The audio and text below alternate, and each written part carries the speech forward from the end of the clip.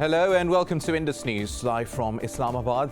I am Muneeb Hamid with the news of this hour. Let's begin with the top stories first.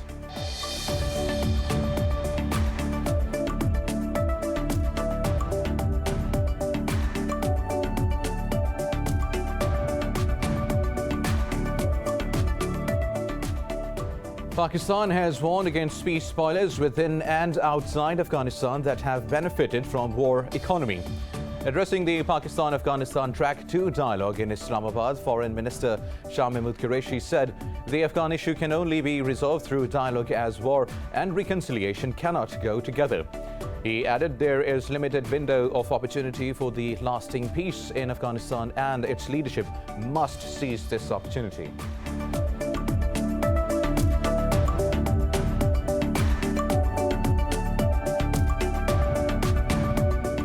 Meanwhile, in Afghanistan, the Taliban claim to have taken control of the Khan Abad district in Kunduz province and the Sayyid district in Sarepul province. A Taliban spokesperson said the security forces have abandoned their post in both districts. Kabul has not commented on the Taliban's claims yet.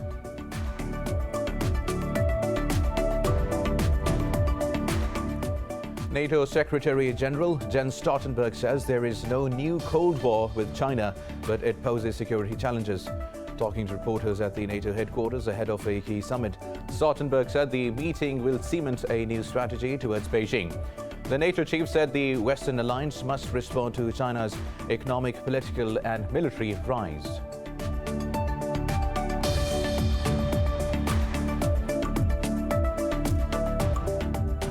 India has reported nearly 4,000 deaths from coronavirus and over 70,000 infections overnight. In Pakistan, 34 people lost their lives to the virus, while a little over 1,000 tested positive in the past 24 hours. Globally, the virus has claimed nearly 3.8 million lives and infected over 175.8 million people so far.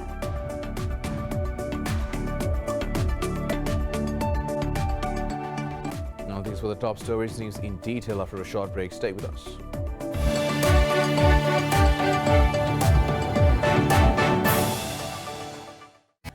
Welcome back. Now let's have the news in detail. Pakistan has warned against peace spoilers within and outside Afghanistan that have benefited from the war economy. Foreign Minister Shah Mahmood Qureshi said this while addressing Pakistan-Afghanistan Track 2 dialogue in Islamabad. Qureshi said the Afghan issue can only be resolved through dialogue, as war and reconciliation cannot go together. He added there is a limited window of opportunity for lasting peace in Afghanistan and its leadership must seize this. Qureshi said Pakistan wants peace in Afghanistan, therefore it has engaged all ethnic leaders. He thanked the Afghan leadership for acknowledging Islamabad's constructive and positive role in the peace process, but criticized Afghan National Security Advisor Hamdullah Mohib's statement against Islamabad. The two-day Pakistan-Afghanistan Track 2 dialogue is discussing challenges following the withdrawal of foreign troops from Kabul. Apart from Pakistan and Afghanistan, the conference will also be attended by delegates from Doha. Meanwhile, in Afghanistan, the Taliban claim to have taken control of the Khan Abad district in Kunduz province and the Sayyid district in Sarepul province. A Taliban spokesperson said the security forces have abandoned their posts in both districts. He said a large number of weapons, ammunition and vehicles were also seized. The spokesperson also claimed that over 50 soldiers and policemen surrendered to the Taliban in the Balkh and Ghazni provinces. He accused Kabul of shelling a village in Karabakh district, killing 2 children. However, Kabul has not commented on the Taliban's claims yet.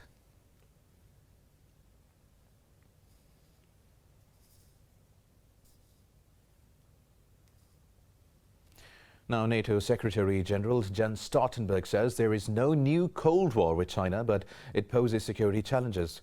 This comes a day after the Group of 7 rich nations issued a joint statement which Beijing said slandered its reputation.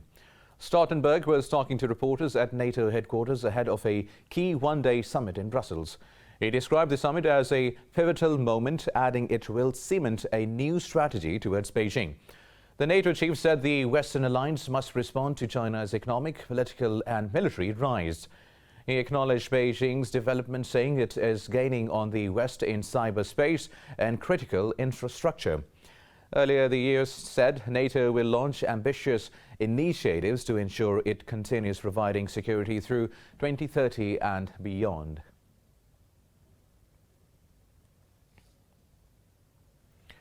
Now, China has denounced the joint statement by the Group of 7 leaders as a gross interference in its internal affairs. This comes after the world's 7 richest democracies sought a unified position to counter Beijing at the summit. In a statement, China's embassy in London urged the G7 countries to stop slandering Beijing. It reaffirmed Beijing's resolve to defend its national sovereignty, security and development interests.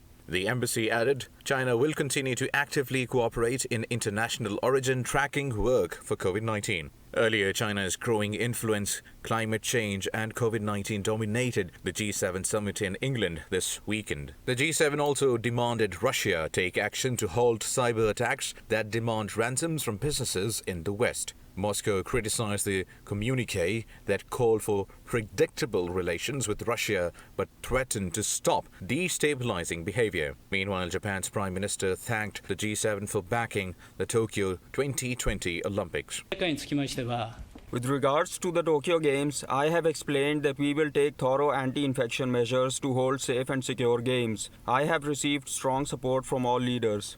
The Tokyo Olympics is scheduled to be held from 23rd of July to 8th of August 2021.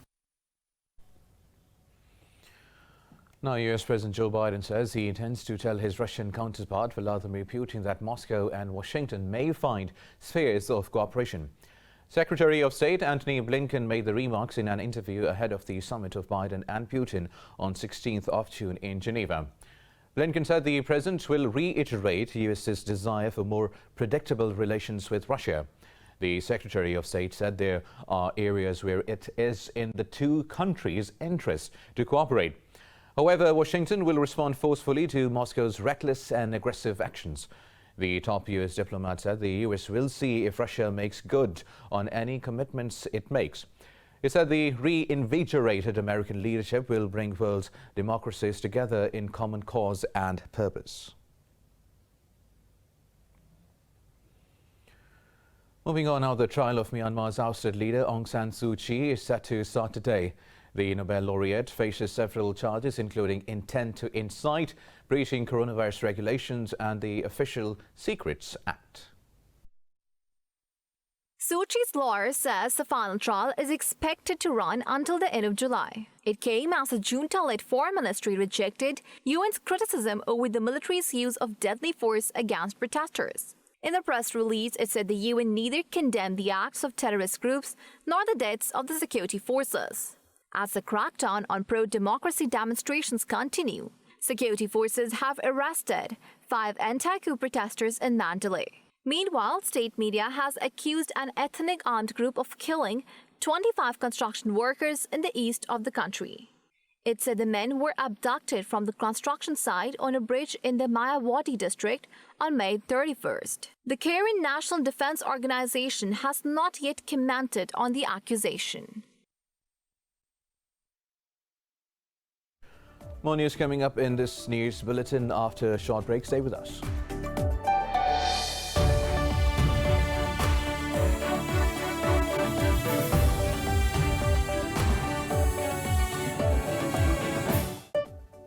Welcome back now. Israel's parliament has approved a new unity government ending Prime Minister Benjamin Netanyahu's record 12-year-long tenure. Israel's parliament has approved a new unity government ending Prime Minister Benjamin Netanyahu's record 12-year-long tenure. Under a deal, ultra-nationalist Bennett will head the new cabinet for a little over 2 years before his centrist ally Yair Lapid takes over. They will head a government of parties from across the political spectrum, including for the first time one that represents a minority comprising of Palestinian citizens. Netanyahu failed to form a government after Israel's March 23rd election, its fourth in 2 years. Addressing the parliament, 71-year-old Netanyahu said he would be back sooner than expected.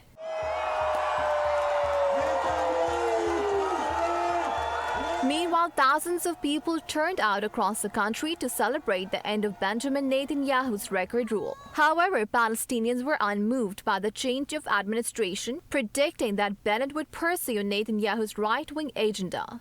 Bennett, a former defense chief, advocates annexing parts of the occupied West Bank. U.S. President Joe Biden congratulated Bennett, saying he looked forward to strengthening the close and enduring relationship between the two countries. India has reported nearly 4,000 deaths from coronavirus and over 70,000 infections overnight. While India has reported a dip in new cases and deaths, a New York Times report says the numbers are highly underreported. Meanwhile, Brazil has registered close to 38,000 infections with over 1,100 deaths overnight. Britain is once again losing ground to the virus as cases shoot past 7,000 for the 8th straight day. Senior ministers have signed off a decision to delay the lifting of all coronavirus restrictions in England. In Thailand, a series of coronavirus outbreaks in factories is threatening to further undermine the economy by delaying the lifting of restrictions. Globally, the virus has claimed nearly 3.8 million lives and infected over 175.8 million people. Meanwhile, in Pakistan, coronavirus has claimed 34 more lives in the past 24 hours. The Health Ministry says a little over 1,000 people tested positive for the virus overnight. The country has reported nearly 22,000 deaths and over 942,000 cases since the pandemic began. More than 878,000 people have recovered so far, while over 41,000 cases are still active. Over 2,600 of them are critical. Meanwhile, authorities said the country's positivity ratio has once again dropped below 3%. Now, in Indian-occupied Jammu and Kashmir, condemnations of Sopore massacre continue to pour in for the third consecutive day. On Saturday, the Indian occupying troops martyred 4 innocent civilians in a military operation. In a statement, a Tehreek-e-Wahdat-e-Islami spokesperson said the brutal killing was an eye-opener for the international community. He appealed to the United Nations to take notice of the ongoing Indian war crimes in the territory. The Jammu and Kashmir Freedom Front also condemned the continued unlawful detention of Hurriyat leaders and activists.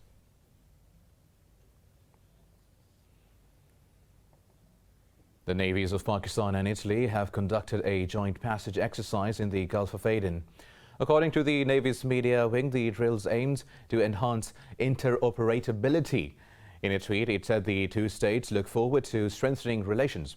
The drills included maritime interdiction operations, cross-deck landings, among other procedures.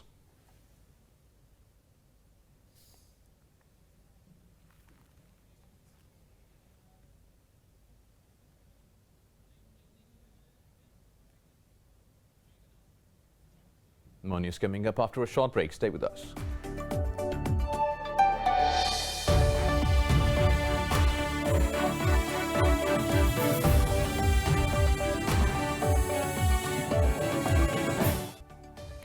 Welcome back now. Egypt says ties with Turkey can progress if there is non-interference in internal affairs.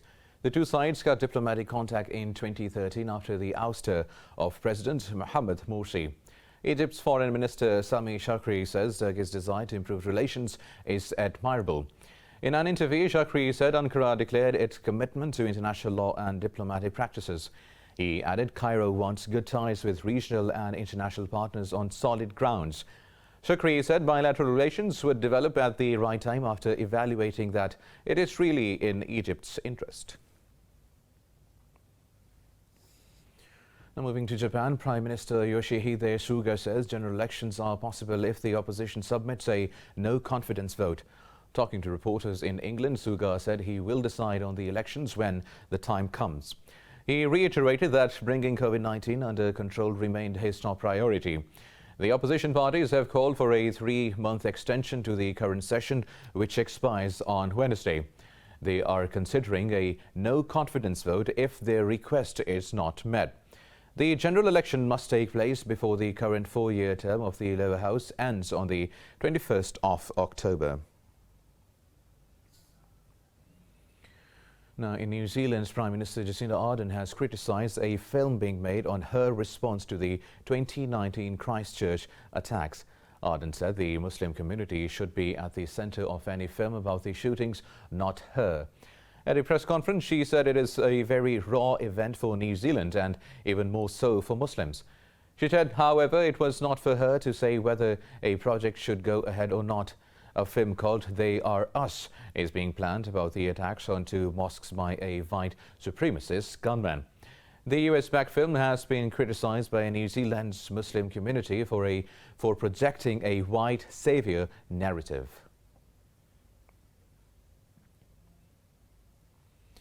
Iraq has opened a mass gravesite of the Baruch prison massacre in a bid to identify the victims. Iraqi authorities said they have recovered the remains of 123 people from the site. Dozens of relatives of the victims of the genocide have given blood samples to match with the DNA of the remains. Authorities say the activity is a challenge as the remains are either burned or worn out over time. ISIS attacked the prison, freed inmates and shot dead 583, mainly Shiites, in 2014. The United Nations says the remains of up to 12,000 people are believed to be buried in these graves. Now, in Malaysia, marine biologists are investigating a mysterious skin disease plaguing white-tipped reef sharks. The early findings pointed to increased sea temperatures as a possible cause. Details in this report.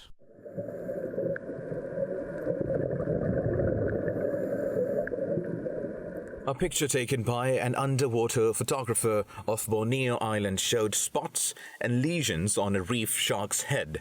The government and conservation experts also witnessed the disease in various shark groups. The experts see rising sea temperature behind the disease. The team found the rise in sea surface temperature to 29.5 degrees Celsius, a degree higher than in 1985.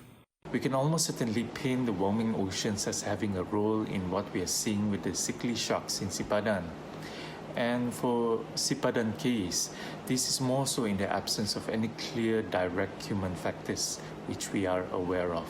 Because for instance, as Sipadan is a fully marine protected area, any form of fishing is prohibited. Mohammed Sharif, a professor in aquatic veterinary studies at University Patra, said the reported sightings coincide with reports of coral bleaching in the area. Professor said, we must not ignore things happening in the area. We can see that a lot of people are still not convinced that climate change is an issue. Many think that is a made-up story by scientists, but looking at the changes in temperatures, coral bleaching, and so on. I mean, we cannot ignore that things are happening there. Changes are happening there due to higher temperatures. However, a comprehensive scientific investigation is incomplete, as in May, efforts failed to capture sharks to secure a sample for testing. Meanwhile, a team of experts has planned to make another attempt in the coming months.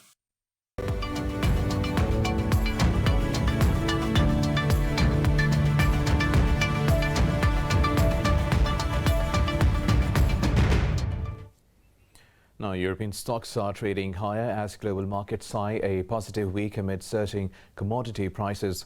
Investors are also looking ahead to the June meeting of the US Federal Reserve. Frankfurt's DAX, the Pan-European Stock 600 and London's FTSE have gained marginally. The CAC 40 in Paris and Italy's FTSE MIB have also edged up. Earlier, shares in the Asia-Pacific traded mixed.